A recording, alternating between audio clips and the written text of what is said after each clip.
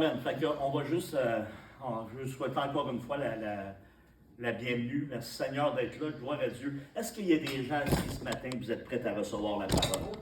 Parce que honnêtement, je crois vraiment le message que j'ai ici. J'avais pas de message, mais c'est un cliché, là, c'est un classique, mais je me suis mis à part, puis j'ai dit, Seigneur, donne-moi un message pour l'Église. Et là, il n'y a rien, il me semble des fois, tu es vide. Je feuilletais les pages de ma Bible, j'étais là, puis je regardais, il n'y a rien qui venait jusqu'au temps, à un moment donné, paf, il y a une petite lumière qui a allumé, il dit, merci Seigneur, merci Saint-Esprit, parce que tu es en train de donner le message. Et le sujet de ce matin, écoutez bien ça, prenez-le en note, là, écoutez bien le sujet de ce matin, l'élargissement de notre raisonnement. Élargir notre raisonnement. Vous allez comprendre. Et on va se tenir à matin dans Acte 10. C'est là qu'on va aller ce matin. Et vous savez, dans Acte 10, c'est juste pour vous dire qu'est-ce qu'on voit dans Acte 10. On voit que Pierre a reçu une vision à Jépha, qui a donné naissance à son ministère auprès des gentils de Césarée. Et Pierre a eu une vision là-bas en prière, et vous allez le voir, on va aller étape par étape pour que vous puissiez comprendre ce matin, mais vous allez voir où est-ce qu'on veut aller avec ça, puis je crois que chacun de nous ce matin, chacun de nous qui est ici ce matin, on est appelé à élargir notre raisonnement. Amen. Pour faire l'œuvre de Dieu. Et si on commence au verset 1, on va lire de 1 à 8 pour commencer. Ça nous dit dans le verset 1, ça dit, il y avait à Césarée un homme du nom de Corneille, centenier, de la cohorte appelée italienne. Il était pieux avec toute sa maison, il craignait Dieu, il faisait beaucoup de monde au peuple et priait Dieu constamment.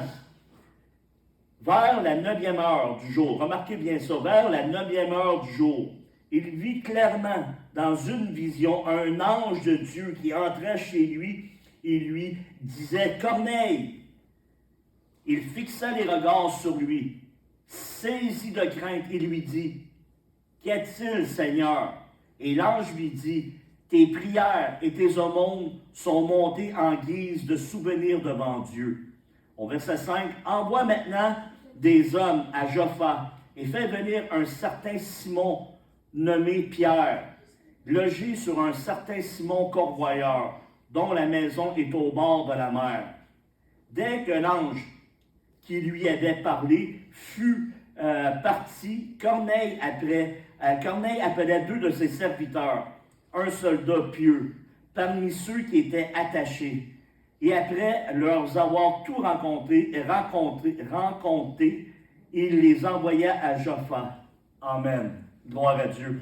Imaginez-vous, à un moment donné, un ange qui apparaît, qui rentre chez vous, qui sans cogner, sans vous avertir, il y a un ange qui rentre et c'est vraiment glorieux, là. Et ça nous dit ici que Corneille était quelqu'un qui craignait Dieu, qui faisait constamment, c'est un homme de prière, c'est ça que le texte nous dit, c'est un homme de prière. Mais Corneille n'était pas un juif qui venait de la loi, qui venait du judaïsme. Corneille était considéré, c'est un gentil, c'est comme s'il faisait partie des nations, des païens, et Corneille est là après prier, il y a un ange qui vient, et dans le verset, ça nous dit, dans le verset 2, ça nous dit que Corneille, ça nous dit que l'ange est rentré et a eu une discussion avec lui.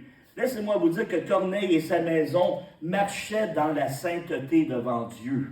Amen. Je t'aimerais mettre une fondation ici parce que Dieu avait un plan pour Corneille. Il y avait un plan pour la famille de Corneille. Il y avait un plan pour Césarée.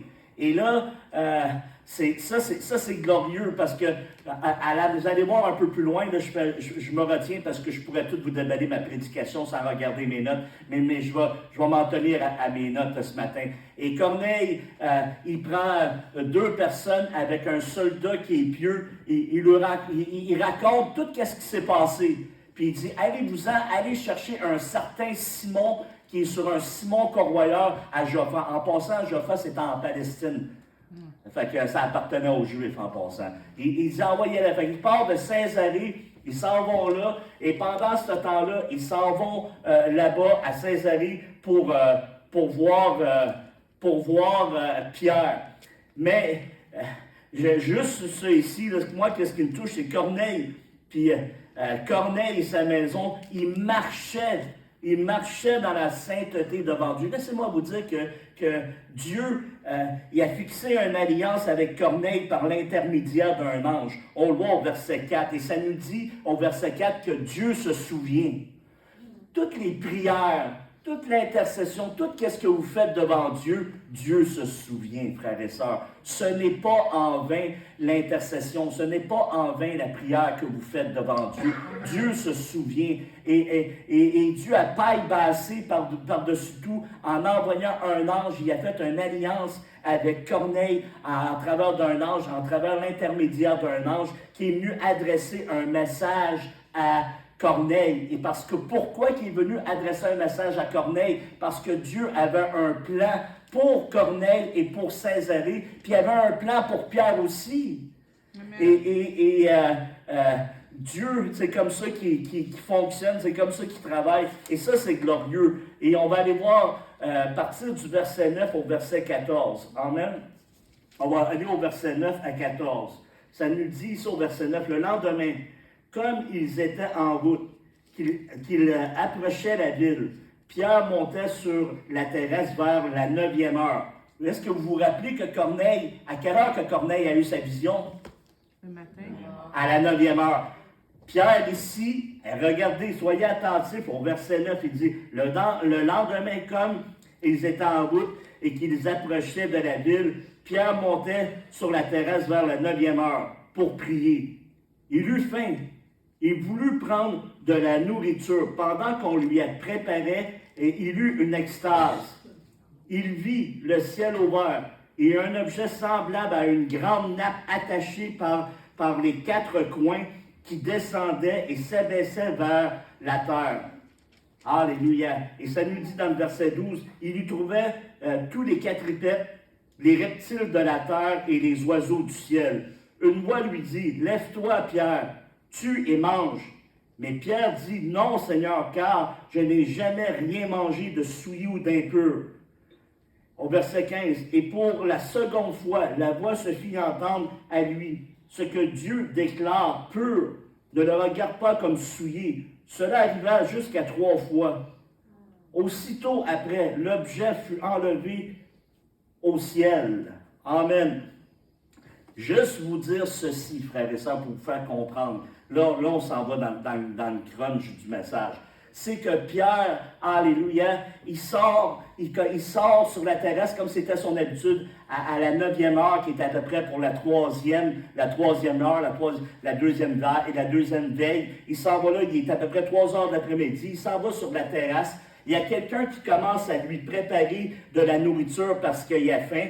Mais en même temps qu'il a faim, il y a une vision qui vient du ciel, il y a une nappe qui est attachée par les coins, qui descend avec des animaux considérés impurs, des oiseaux, des reptiles, des quadrupèdes qui s'en viennent. Et là, Pierre, la voix lui dit, « Tue et mange. » Pierre en lui-même, il dit, « Je ne peux pas faire ça. » Parce que Pierre, il connaissait la loi, il savait que dans la loi juive, il y avait des prescriptions alimentaires que les Juifs ne pouvaient pas manger tel et tel animaux ou oiseaux parce que c'était impur. Et là, il ne comprend pas qu'est-ce qui se passe avec la vision, avec la nappe. Et là, ça descend vers lui jusqu'à 3 reprises. Il dit, tue puis mange.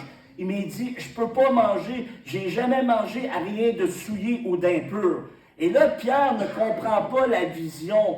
Et là, Pierre ne comprend pas la vision, Pierre ne sait pas qu'est-ce qui se passe. Mais la vision est celle-ci, c'est qu'en travers de la nappe, en travers des animaux impurs, Dieu t'a après le préparé dans cette vision-là à son ministère parce que Dieu voulait l'envoyer à Césarée parmi les gentils, parmi les païens ou les nations, parce que Dieu avait un plan. Et les Juifs ne considéraient pas ces gens-là pour des pur sang, des Juifs pur sang. Ils n'avaient pas de relation avec eux. Alors Pierre, il est là, il ne comprend pas la vision. Amen. Pierre est là, il ne comprend pas la vision. Et c'est là maintenant, j'aimerais vous dire que Pierre, il doit avoir un élargissement, il doit élargir son raisonnement. Un des faits, j'aimerais vous dire, un des faits qui a empêché Pierre de comprendre la vision, c'est ses arguments. Son argument était celle-ci: je n'ai jamais mangé à rien d'impur, Seigneur. Et là, le texte nous dit juste un petit peu plus bas, nous dit qu'est-ce que Dieu a déclaré pur, ne le déclare pas souillé ou impur. Et là, c'est à cause de ces arguments. Et bien souvent, Dieu veut nous utiliser, mais qu'est-ce qu'on a connu dans le passé? Qu'est-ce qu'on a reçu dans le passé comme fondation, comme enseignement? Des fois, Dieu veut faire quelque chose, il veut faire quelque chose de nouveau dans notre vie, mais nos arguments devant Dieu font en sorte, notre fondation, non Seigneur, je ne peux pas. Mais Dieu s'apprête à faire quelque chose de nouveau dans la vie de Pierre. Parce que Dieu a un plan pour le ministère, et Dieu a un plan pour la vie de Corneille, et Dieu a un plan pour la vie de Pierre, et Dieu a un plan pour les gens de Césarée, parce qu'il veut les sauver. Deuxièmement, j'aimerais vous dire que la vision que Pierre ne comprenait pas était que Dieu avait un plan pour les gentils, se servir de lui pour commencer son ministère parmi Césarée. Et ça, c'est des choses que nous-mêmes, on doit saisir et comprendre. C'est que Dieu, avec chacun de nous, il veut faire la même chose.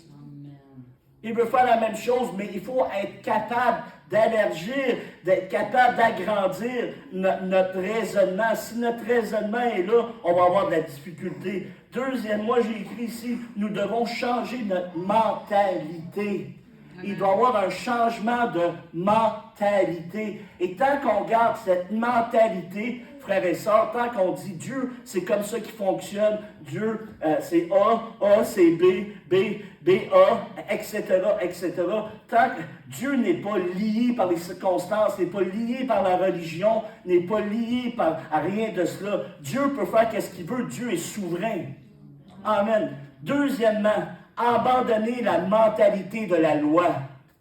On doit abandonner la mentalité de la loi, mes amis, parce que Pierre avait encore la mentalité de la loi en lui. Et cette mentalité de la loi, c'est parce qu'il venait du judaïsme, et en lui, qu'est-ce qu'il a vu? Les animaux, les quadrupèdes, les oiseaux, tout cela, il considérait ça impur parce qu'en lui, il y avait encore du judaïsme, il y avait encore la mentalité de la loi. Et le chrétien ou la chrétienne aujourd'hui, que Dieu veut utiliser, il doit lâcher la mentalité de la loi, il doit abandonner la mentalité de la loi. Parce que tant qu'on garde en nous la loi, alléluia, Dieu, c'est pas ça qu'il veut faire avec nous en ce moment. C'est un Dieu de grâce et c'est la grâce de Dieu. Et Dieu veut se servir de nous au niveau de la grâce. Amen. Et on doit lâcher ça parce qu'on n'est pas là, on ne doit pas être appelé, on n'est pas légaliste. Si Dieu veut faire quelque chose de glorieux à Saint-Césaire, si Dieu veut faire quelque chose, puis Dieu veut faire quelque chose de glorieux à Saint-Césaire, il veut faire quelque chose de glorieux à Saint-Jean-sur-Richelieu, il veut faire quelque chose de glorieux, etc., autour de nous. Et Dieu a un plan, et on fait partie du plan de Dieu, mais on doit être capable de dire, d'enlever cette mentalité de loi en nous.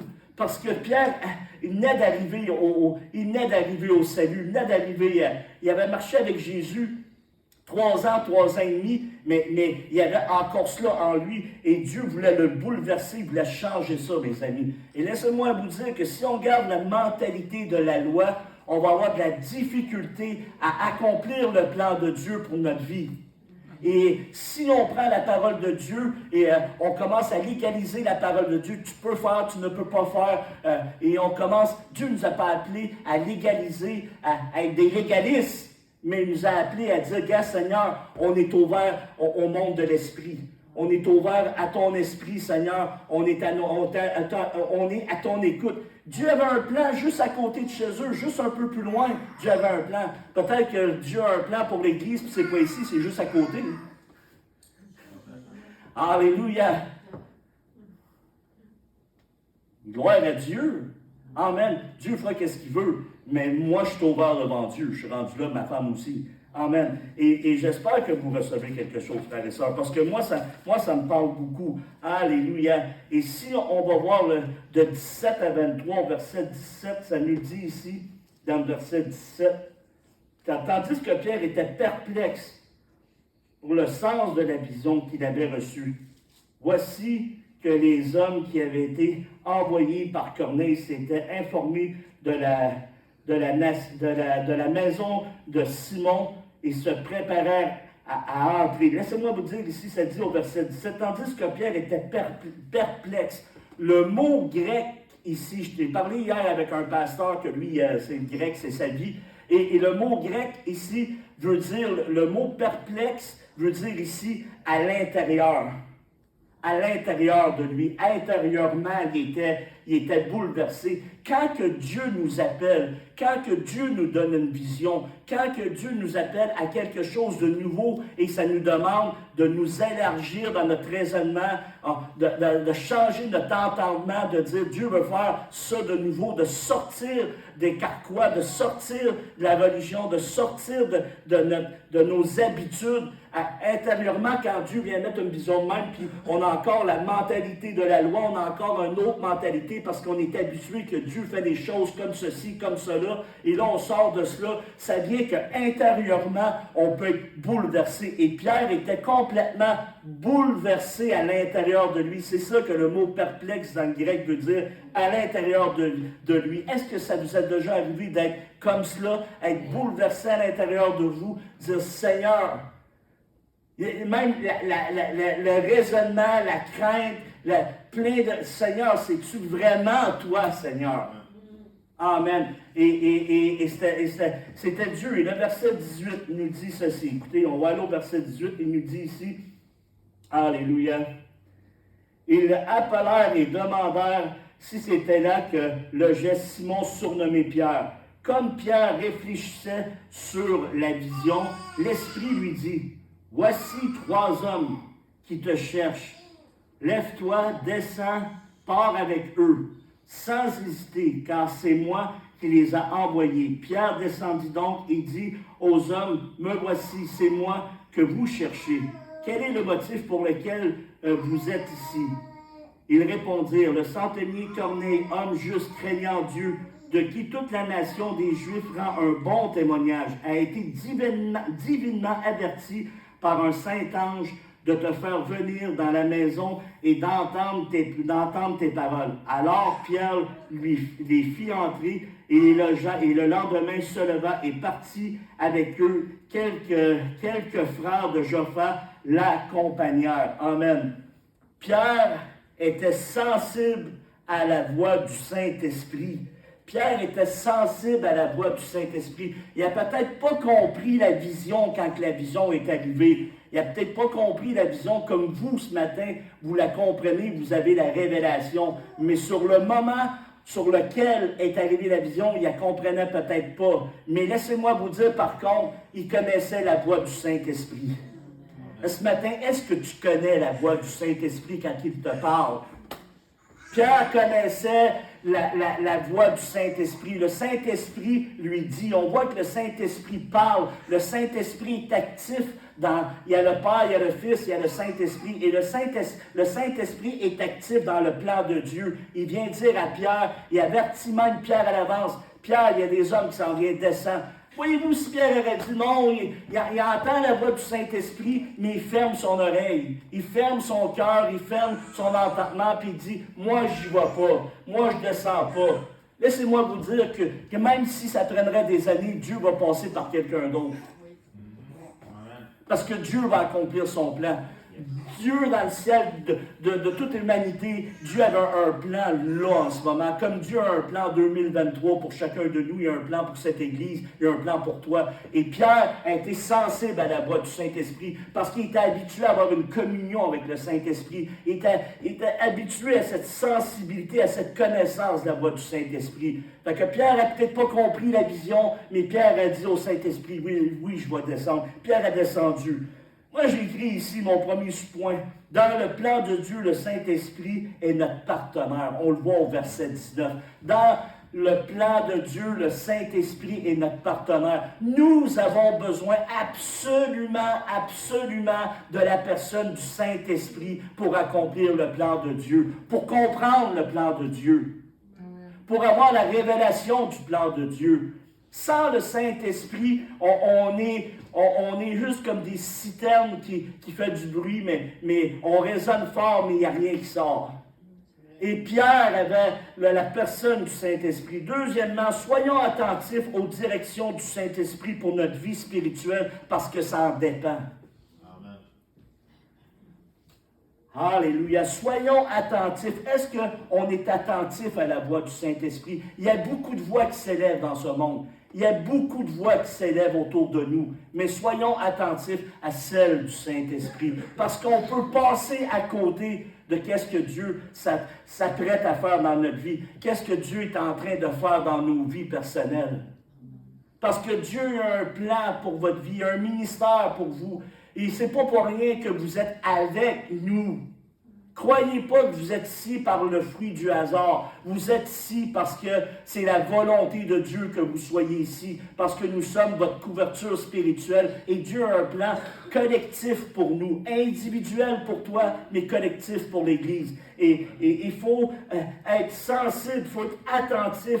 Et Pierre a été attentif à la voix du Saint-Esprit parce que Dieu avait un plan, mais dans son plan, Pierre en faisait partie. Et Dieu est passé par le Saint-Esprit pour parler à Pierre. Et Dieu a un plan pour toi et tu sois attentif parce que le Saint-Esprit te met à cœur de partir une mission. Alléluia, parle à la mission parce que ce n'est pas le diable qui va t'encourager à le faire.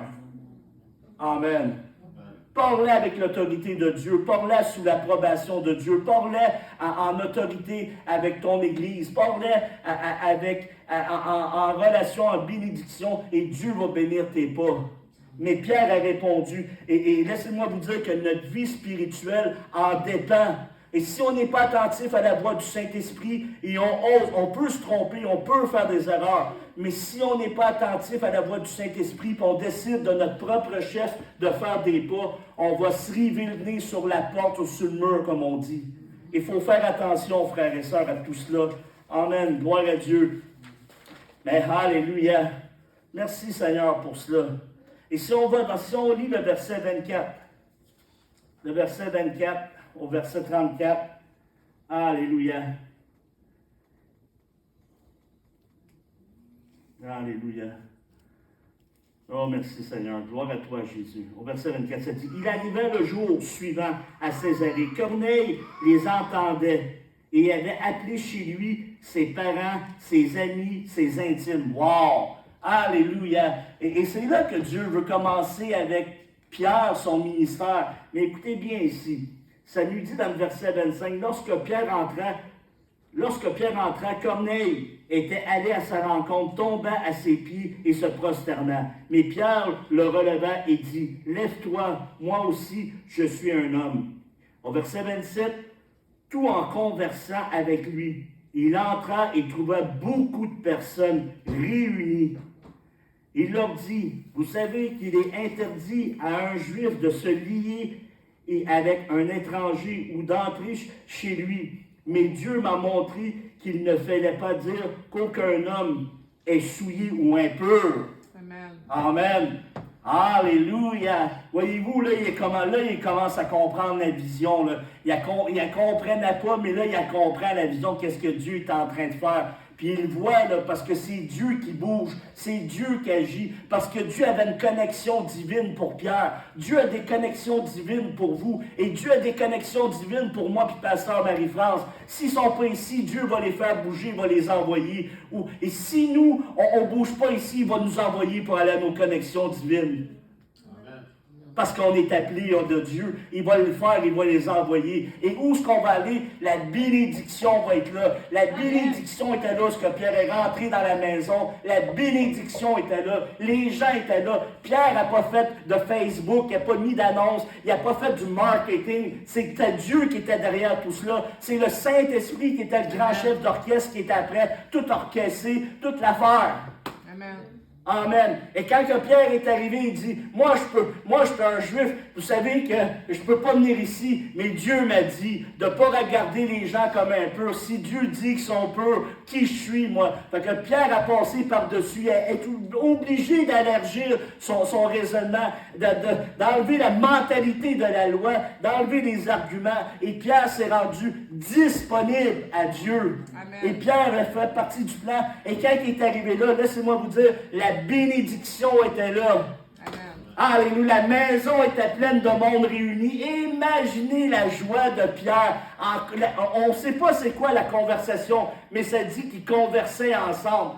Dieu est passé par-dessus tous les arguments.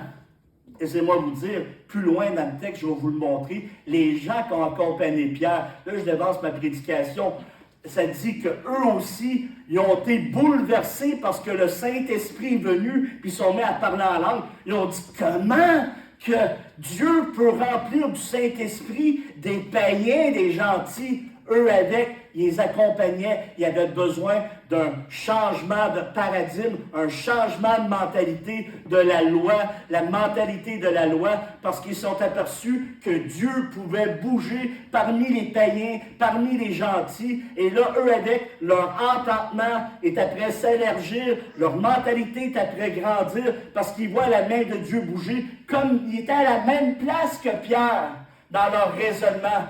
Mais leur raisonnement a été jeté à terre parce qu'ils ont dit tout étonné. Ça nous dit plus loin dans le texte, aux alentours du verset 45, tout étonné.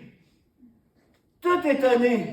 Laissez-moi vous dire, frères et sœurs, que Dieu il peut encore nous étonner. Amen. Si on a la mentalité de la loi en nous, si on a nos arguments en nous, si on est découragé, peu importe ce qu'on vit, Dieu est encore capable de nous étonner.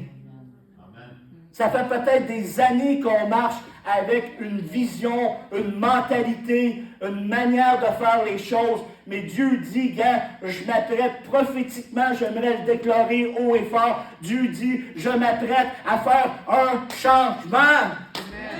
Amen. Dieu veut faire un changement, premièrement, dans ta vie.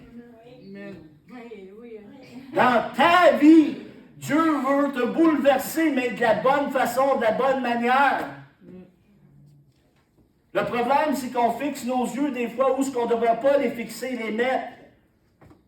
Comme ce matin, on ne devrait pas mettre nos yeux là, mettre nos yeux sur Christ, parce qu'on va être découragé. Amen. Mais Dieu veut faire quelque chose de nouveau.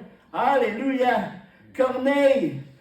J'ai écrit ici, Corneille fait l'œuvre d'un évangéliste à Césarée. Corneille est en train, Dieu s'est servi il peut prendre un homme comme Marc, un homme de Saint-Césaire, l'envoyer ici, et Marc peut être un évangéliste pour Christ. Amen. C'est Dieu qui appelle. Dieu ne regarde pas aux apparences. Dieu regarde, quand Dieu met un appel, Dieu regarde au cœur. Alléluia. Et Dieu peut prendre un homme comme Marc, gloire à Dieu, et dire, regarde, voici, personne n'avait investi sur lui, personne n'avait cru en lui, mais Dieu croit en toi.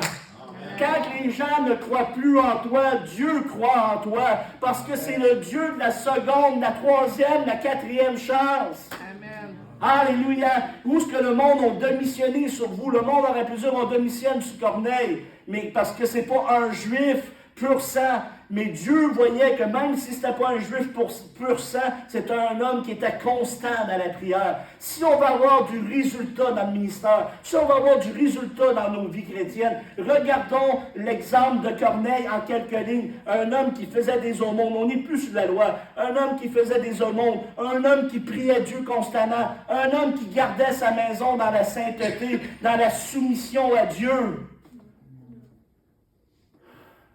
Il ne faut pas penser juste parce qu'on est chrétien, puis on est sous la grâce, puis on est sous le Nouveau Testament, qu'on n'a plus rien à faire. C'est faux. On a à se préserver des souillures du monde. On a à se préserver. Ça ne fait pas partie de ma prédication, mais c'est cela quand même. Et Corneille est devenu un évangéliste. Et la ville de Césarée a reçu le salut.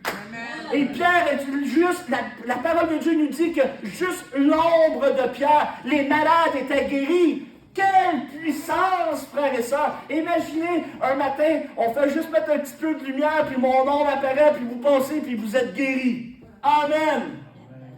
Pas besoin de faire de publicité sur les réseaux sociaux. Elle va se faire seule, la publicité.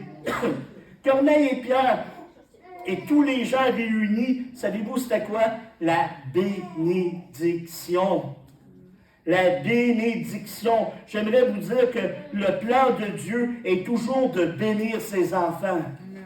Le plan de Dieu, c'est pas maudire ses enfants, c'est pas châtier ses enfants, mais le plan de Dieu, c'est toujours bénir ses enfants. Dieu veut bénir. Et quand ils ont été tous réunis ensemble, la bénédiction était là. La présence de Dieu était là.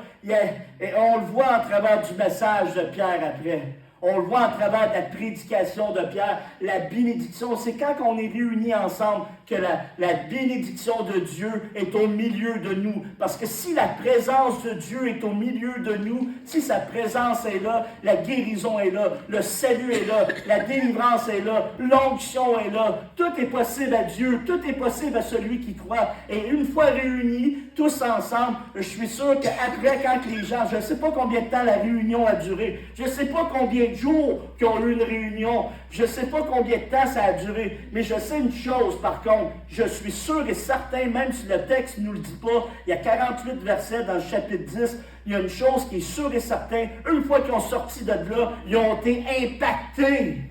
6 semaines après semaine, alléluia, on vient à l'église, on vient entendre la parole, on vient recevoir une touche, on devrait être ceux qui sont impactés pour impacter. Si on vient ici, puis on est impacté, puis on sort d'ici, puis il n'y a pas un changement dans nos vies, on n'impacte pas, on ne touche pas les autres, on ne témoigne pas, on n'évangélise pas, laissez-moi vous dire qu'on fait juste d'avoir changé d'une religion à une autre religion. On a juste quitté une religion, puis on est embarqué dans une autre religion. Mais ce n'est pas la vie de l'esprit. La vie de l'esprit, ça doit couler, ça doit circuler, il doit avoir une onction, il doit avoir la vie, il doit avoir des manifestations, il doit avoir des dons, il doit avoir la puissance de Dieu, il doit avoir des guérisons, il doit avoir des saluts, il doit avoir des témoignages pour Dieu. Et quand que Pierre est rentré avec quelques frères de Jaffa, ils ont emmené la bénédiction avec eux. Et quand vous allez à quelque part, alléluia, vous emmenez la bénédiction avec vous. Parce que vous êtes une bénédiction. Vous n'êtes pas une malédiction, mais vous êtes une bénédiction. Et Dieu vous a appelés, frères et sœurs, ici. Amen. Alléluia.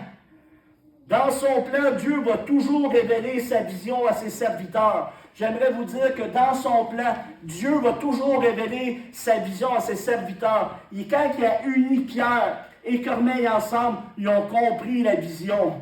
Dieu ne nous laissera pas dans la noirceur. Dieu ne nous laissera pas dans l'incompréhension de qu'est-ce qu'il veut faire. Mais au contraire, Dieu va nous révéler la vision.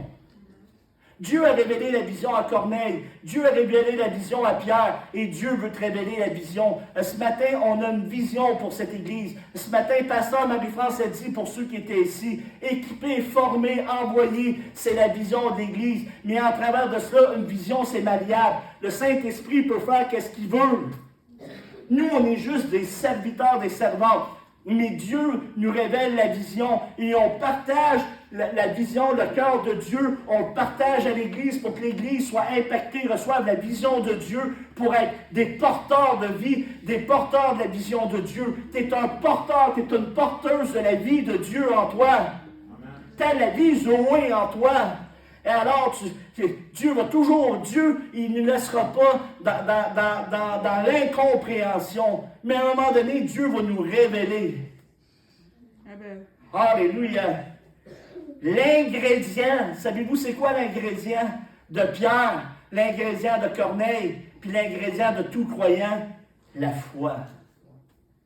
La foi pour être agréable à Dieu, frères et sœurs. Il a saisi, le Saint-Esprit a parlé, mais ils ont fait des pas de foi. L'ingrédient maintenant, c'est la foi. Pour être agréable à Dieu, dans Hébreux 11, 6, ça nous dit que celui qui croit que Dieu existe, pour être agréable à Dieu, doit avoir la foi. Et maintenant, nous sommes des porteurs de foi. La foi est importante. La foi est nécessaire. On a besoin de la foi de Dieu des fois. Parce que des fois, on rencontre des circonstances, des obstacles qui sont plus grands que nous, sont plus grands que notre intelligence. Et ça nous demande d'élargir notre raisonnement, parce que ça nous demande d'avoir une grande foi. Mais simplement, la foi vient pour entendre. On a tous reçu, Romains 10:4, ça nous dit qu'on a tous reçu une mesure de foi. Et on a besoin comme ingrédient la foi. La foi pour s'emparer des armes, la foi pour s'emparer des promesses de Dieu, ça nous appartient, c'est à nous. On a besoin de la foi. Vous avez besoin de la foi, j'ai besoin de la foi. Amen. Et en travers de tout cela, Pierre avait besoin de la foi. Oh, merci Seigneur Dieu. Alléluia.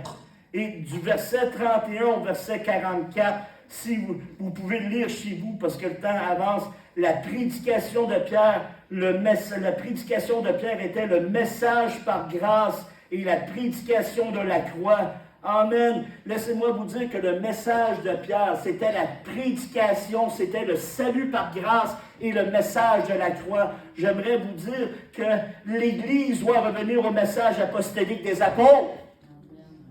L'Église doit revenir au message apostolique des apôtres, le salut par grâce et le message de la croix de Christ. C'est ça qu'on a besoin de revenir. Les grandes prophéties, alléluia, mais simplement dans le monde dans lequel on vit, avec les gens autour de nous, ils ont simplement besoin d'entendre le message de la grâce de Dieu, le salut par grâce et le message de la croix. Et l'Église aujourd'hui a besoin de revenir au message apostolique des apôtres. Est-ce qu'il y a quelqu'un ici qui entend qu'est-ce que l'Esprit est en train de dire? L'Église a besoin de ça. Tu n'as pas besoin d'une grande théologie. Tu as besoin d'être plus rempli. Pardon. Tu as besoin d'être plus rempli. Parce que si tu es rempli de lui, tu es moins rempli de toi. Puis plus tu vas être rempli de lui, ça va être facile de déborder ses autres. C'est parce que bien souvent, on a de la difficulté à témoigner, à parler, parce qu'on a trop d'arguments, on est trop centré sur nous, on a trop des idées préconçues, au lieu d'être centré sur lui et d'être rempli de lui, on pourrait être débordé sur les autres. Le message est simple, Christ est mort parce qu'il t'aime. Aussi simple que ça, quelqu'un qui ne connaît pas, il n'y a pas besoin de se faire dire « t'es un pécheur, t'es un pas bon, t'es un impur, t'es un souillé ». Pierre pensait de même. C'est des souillés. Arrêtons de regarder le monde autour de nous comme des souillés, des impurs. On est qui, nous? La seule différence entre nous et eux, c'est le salut par grâce. Mais Dieu les aime autant que nous. Il est mort pour eux comme il est mort pour nous. Il est mort pour tous. C'est une grâce commune qu'on appelle. Il pleut sur le juste comme sur le méchant. Il est mort pour tous. Une grâce commune. Alléluia. Et l'Église a besoin de revenir à cela. Alléluia. Le verset 45 à 48, on va le lire. Verset 45 à 48. Romains, Acte 10, 45 à 48. Tous les fidèles circoncis qui étaient venus avec Pierre furent étonnés de ce que le don du Saint-Esprit est aussi répandu sur les païens. Au verset 46, ça nous dit « Car ils entendaient parler en langue et glorifiaient Dieu ». Au verset 47, alors Pierre dit « Peut-on refuser l'eau du baptême à ceux qui ont reçu le Saint-Esprit aussi bien qu'à nous ?» Et au verset 48, ça dit et il ordonna qu'ils furent baptisés au nom du Seigneur, sur quoi ils le prièrent de rester quelques jours auprès de eux. Voyez-vous, les Juifs, dans le verset 45, les Juifs aussi qui étaient là, ils étaient bouleversés, ils étaient étonnés. Eux avec ont eu besoin. Pierre nous a dit, accompagnez-moi, je m'en vais à Césarée. Quelques frères sont partis de Joppa et sont en allés avec Pierre à Césarée. Mais eux aussi, ils ont eu besoin. Vous savez, on a des gens avec nous, ils ont besoin qu'eux aussi, que leur mentalité change. Besoin que la mentalité de la loi, besoin que dire, ouais, mais là, moi, quand j'étais à l'église avant, c'était comme ça. Ouais, mais ça, c'est avant. Qu'est-ce que Dieu a fait avant? Glorieux. Merci, Seigneur. Mais on n'est plus là. On est maintenant. Qu'est-ce que tu as connu, là, 10 ans passés à l'église, où ce que tu étais? Ça, c'est bon. Mais aujourd'hui, une nouvelle vision. Dieu, c'est un Dieu à chaque jour. Il y a une vision fraîche pour aujourd'hui, puis il a déjà préparé quelque chose pour demain. Amen. Amen. Fait que, ils ont été étonnés. Alléluia. Alléluia. Merci Seigneur. J'ai écrit, les croyants étaient avec Pierre et avaient besoin d'un élargissement de leur raisonnement ou de leur mentalité eux aussi. Deuxièmement, ils avaient encore la mentalité de la croix en eux. Et troisièmement, le changement, j'ai écrit ici, le changement doit s'opérer dans tous les croyants si nous voulons voir le plan de Dieu se réaliser dans l'Église. Le message que je vous prêche, je ne l'ai pas pris sur Internet, je ne l'ai pas pris dans des notes de Bible, je ne l'ai pas pris rien de cela. Mon épouse allait se coucher, puis j'étais au coin de la table, je m'endormais, et là, ça me demandait toute mon énergie. Mais qu'est-ce que je vous prêche ce matin vient vraiment du Saint-Esprit. Je vais vous le relire parce que c'est vraiment bon, et on ne doit pas juste l'entendre, mais on doit le pratiquer. Le changement doit s'opérer dans tous les croyants. Y compris les pasteurs, y compris tous les croyants, y compris ceux qui pensent qu'ils sont quelque chose, y compris tous ceux qui pensent parce qu'ils ont un titre, y compris tous ceux qui disent « moi ». Non, tous les croyants ont besoin. Si nous voulons voir le plan de Dieu se réaliser dans notre vie et dans l'Église, voulez-vous voir le plan de Dieu se réaliser dans votre vie et dans l'Église? Moi, je veux le voir. Je suis 3 petits points. L'Église, c'est pas ça. L'Église, c'est pas ça. L'Église, c'est un corps vivant, c'est un organisme vivant. L'Église, ça bouge, ça marche, ça prie. L'Église, c'est pas un bâtiment. L'Église, c'est toi. L'Église, c'est moi. L'Église, elle doit avancer, elle doit bouger, elle a des dons, elle a des capacités, elle a reçu beaucoup, elle a reçu de l'Esprit, elle a une onction. L'Église, elle a tout ça. Et ça, cette Église-là, c'est donné aux organes, à ceux qui en font partie. Et tu es une partie. Ça veut dire, le mot grec veut dire tu es une part dans le corps. Et c'est vivant, ça bouge. Amen. Mais si l'Église, elle stagne, si l'Église est assise, si l'Église ne bouge pas, ne fait rien, laissez-moi vous dire, sais-tu qu'est-ce qui arrive? C'est des eaux polluées qui viennent frapper. Ça pollue. Ça pollue. Et là, la mentalité, la religion, le changement de mentalité ne s'opère pas parce que c'est les vieilles zoutes qui viennent. C'est la vieille mentalité qui est là. Pourquoi faire ça? Pourquoi faire un repas pour les sans-abri? Pourquoi aller à Noël faire quelque chose, inviter du monde? Pourquoi la chair s'élève? La chair ne veut pas. La chair ça va coûter plus cher. Ça va demander un effort. Pourquoi? On a des gens comme ça dans toutes les églises. Pourquoi? Mais Dieu veut faire, il veut que tu enlèves tes points d'autorégation, tes pourquoi, puis dire comment.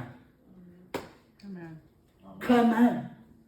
Comment, Saint-Esprit? Viens me le montrer parce que, vous savez, là, dans une journée, là, avec un tout à coup de Dieu, peut faire 10 ans en arrière.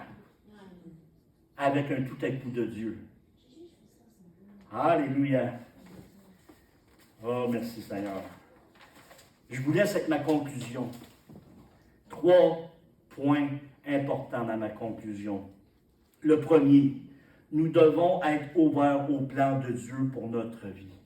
Amen. Nous devons être ouverts au plan de Dieu pour notre vie. Pourquoi? Parce que Dieu a un plan pour toi.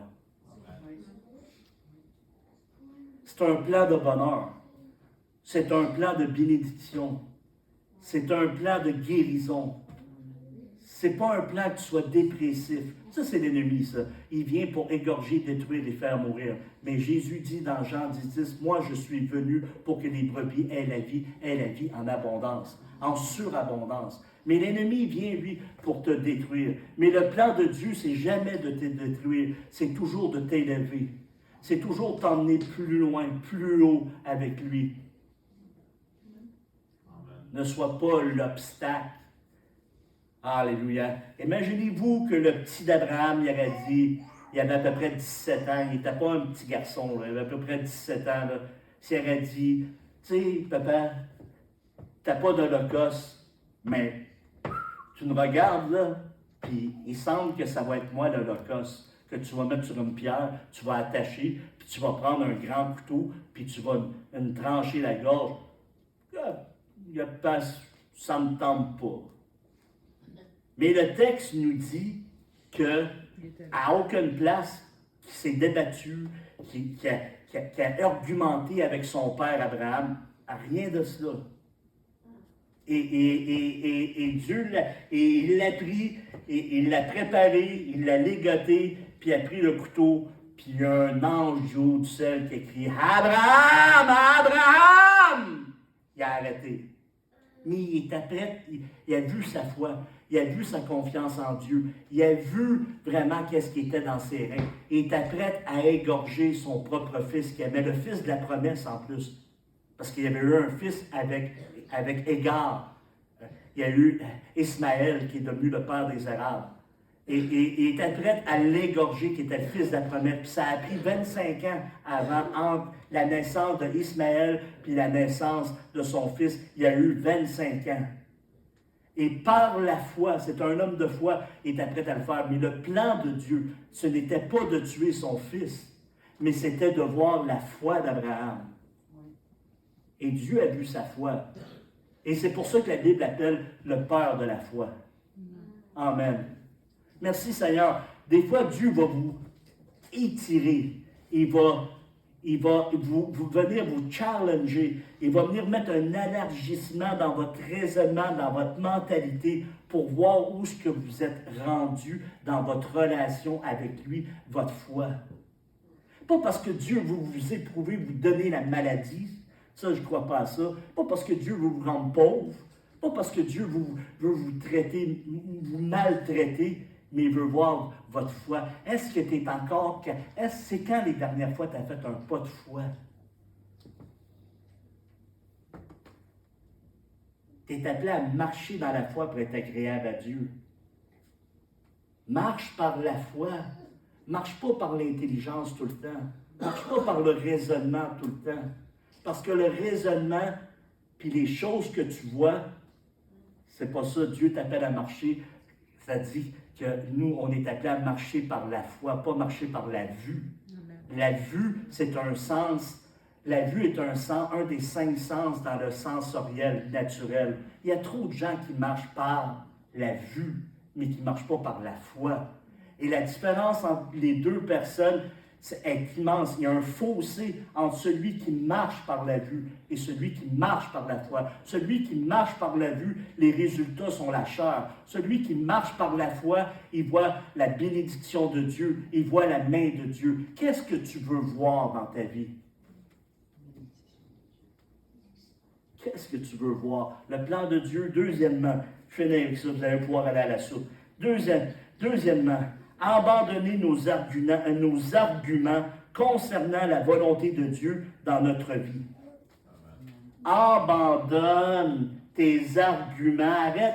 Le problème, on a toujours des arguments. Dieu veut faire des choses nouvelles dans notre vie, mais on est là avec nos arguments parce qu'on a une expérience du passé, parce qu'on a une expérience, on regarde les autres, qu'est-ce qu'ils ont vécu, on lit des livres, les histoires, des biographies, on a connu d'une telle façon, on a expérimenté d'une telle façon, et là, on s'est bâti un système de pensée, puis dans ce système de pensée-là, même religieux, on est là bâti, puis on se dit, on a plein d'arguments, et Dieu est là en travers de tout cela, il nous regarde et il dit, enlève ça de ta vie, enlève tes arguments. et on a toujours un argument. Un homme qui avait des arguments pour ne pas accomplir le plan de Dieu, c'était quoi son nom? Moïse. Je ne peux pas y aller, je bégaye. Hey, Dieu, il a dit, hey, comment? Quand tu vas y aller devant le Pharaon, c'est pas sur ta capacité à toi, mais ça va être sur ma puissance à moi. Et il bégayait, il disait, ah ouais, mon frère Aaron, ah ouais, pasteur Sylvain. Non! Dieu dit, arrête d'arrêter avec tes arguments. Il y a des gens qui sont ici aujourd'hui. Vous avez des arguments, peut-être que vous ne bégayez pas. Vous n'êtes pas des bégayeux. Le pasteur Favreau, il disait, moi, je ne pourrais pas, je bégaye. Mais Dieu s'en est servi. Alléluia. Puis il s'en est servi comme il faut. Amen. Arrêtons d'avoir des arguments, de mettre des limitations dans nos vies. On ne sert pas un Dieu limité. Nous sommes la création de Dieu. Nous sommes le chef-d'œuvre de Dieu. Nous sommes la plus belle chose que Dieu a fait dans la création.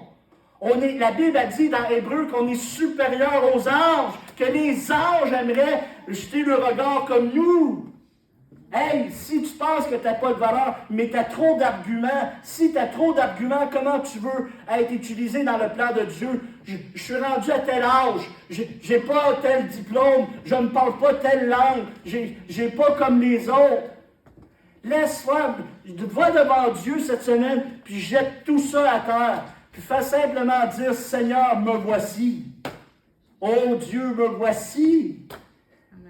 Et si tu es prête à être utilisé par Dieu, si tu es prête à jeter à terre tes arguments, tes faiblesses, tes faiblesses,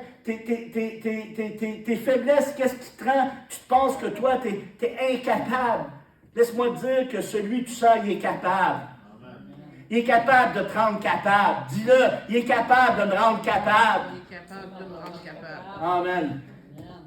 Alléluia. Troisièmement et dernièrement, je finis avec ceci. Ne passons pas à côté du plan de Dieu pour notre vie. Il y a des gens qui sont ici, passent à côté du plan de Dieu pour leur vie. Amen. Il y a des gens dans d'autres églises qui passent à côté du plan de Dieu pour leur vie. Parce que Dieu avait dit, j'ai un plan pour ta vie. Mais voici, Dieu c'est un, il faut faire attention, Dieu c'est un Jack Lemmon. En anglais, ceux qui parlent anglais comprennent que ça veut dire. Dieu est un Jack Lemmon. Jen Clement. Je m'incline devant votre langue. Moi, c'est du Molière. Alléluia. Moi, je suis le fils de Molière. Alléluia. Je ne suis pas Shakespeare. Alléluia, mais je transpire. Alléluia. Mais juste vous dire ceci. Il y a des gens qui passent à côté du plan de Dieu pour leur vie en ce moment. Et ils ne le réalisent même pas. Savez-vous, c'est quand ils vont le réaliser, puis qu'ils vont pleurer. C'est quand ils vont être sauvés, ils vont être au ciel, et ils vont dire, j'ai perdu tout ça pour ça. J'ai perdu tout ça pour ça. Cette journée-là, ils vont être tristes. Et il va être trop tard. Ça, c'est comme le salut. Tu l'entends, tu l'acceptes, tu donnes ta vie au Seigneur, tu mets ta vie en règle, tu reçois le pardon de Dieu, mais si tu refuses puis tu meurs, tu ne peux plus revenir en arrière. Là.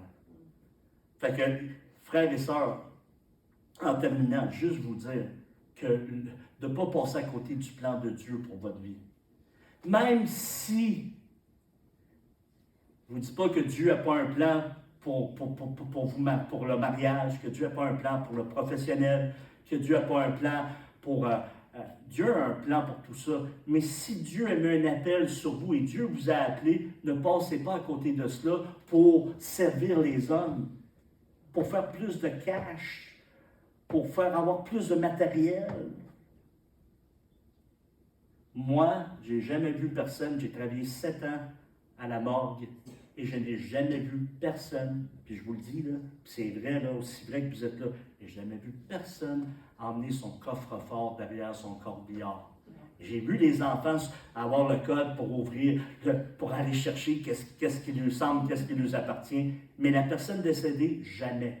Fait qu'elle peut avoir travaillé toute sa vie de 6 heures le matin à 6 heures le soir, puis ramasser de l'argent, puis Mais si quelqu'un est appelé à servir Dieu, alléluia, Jésus, quand il est venu sur terre, il dit, Père, je suis venu non pour faire ma volonté, mais pour faire ta volonté. Ça devrait être la prière du croyant. Père, je ne suis pas venu ici pour faire ma volonté, mais je suis venu ici pour faire ta volonté. Il y a beaucoup de gens en ce moment qui sont dans leur volonté, au lieu d'être dans la volonté de Dieu. Et tant qu'ils vont être dans leur volonté, pensez pas qu'ils vont avoir plus de Dieu. Ils pourraient avoir plus de Dieu, mais il faudrait qu'ils changent de volonté. Il faudrait qu'ils embarquent dans la volonté de Dieu. Levons-nous, prions ensemble pour terminer. Alléluia. Oh, alléluia.